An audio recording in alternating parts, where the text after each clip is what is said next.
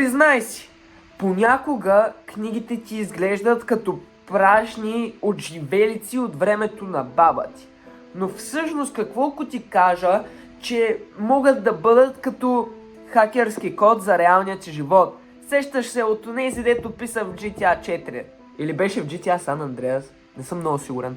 Може да си мислиш, че са просто хартия с букви, а всъщност те са психологически трик, който ти правят живота, да кажем, 5 пъти по-лесен или 10, да не преувеличавам, но е без дори да усетиш. Понеже ние живеем в свят на хаос. Постоянно получаваме известия от телефона си с различни сторита, нотификации или всякакви видеа, които са по-къси от 1 минута. И това е много голям проблем за ежедневието на нашето поколение. Защото способността ни да се концентрираме е под всякаква критика. А сега искам да си представиш една сцена. Гледаш онзи сериал, знаеш го, който свършва на най-интересното.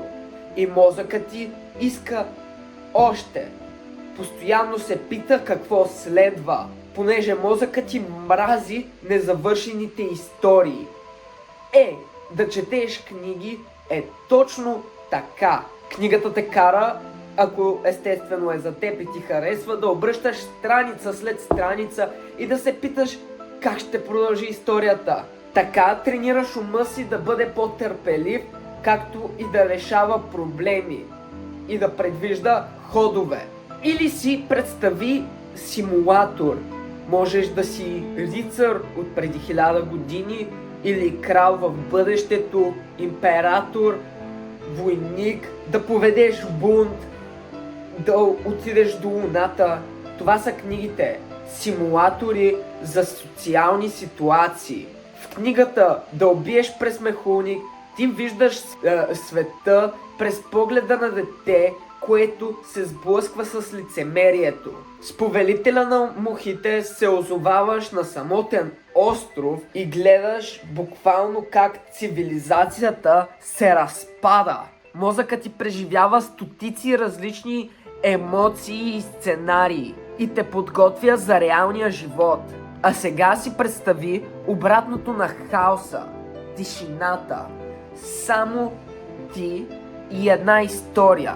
Книгата е като фитнес за твоя фокус и мозъка е много важно да го тренираш всеки ден. Всяка една прочетена страница подобрява твоята концентрация и те се събират изключително бързо.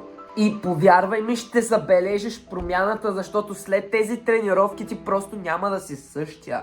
Умът ти става по-остър, запомняш нещата по-добре и разбираш хората още по-добре. Фокусът ти някак си се връща към настоящето и ти се учиш да филтрираш шума и да виждаш най-важното. Така че, следващия път, като видиш книга, не си казвай, че е нещо празно и ненужно, а си помисли колко би ти помогнала тя на теб. Искам сега да ми напишеш долу в коментарите коя от идеите, които ти представих в това видео, ти е била най-интересна и дали през 2026 ще четеш повече, отколкото си чел тази година. Може да се абонираш тук и да намериш видео, което ще ти хареса тук. Инстаграма ми, както винаги, е в описанието на клипа. Бай-бай!